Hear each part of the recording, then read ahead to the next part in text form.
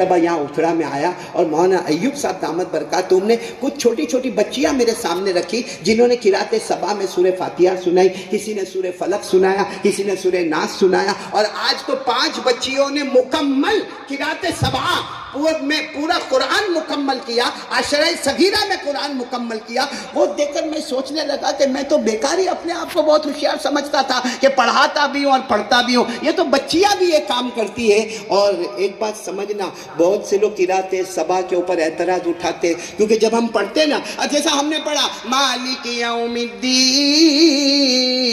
हाँ क्योंकि नमाज में हम सुनते मालिक यौमिद्दीन, अब तीसरे दिन इमाम साहब ने पढ़ा अर्रहमानिर रहीम मलिक यौमिद्दीन,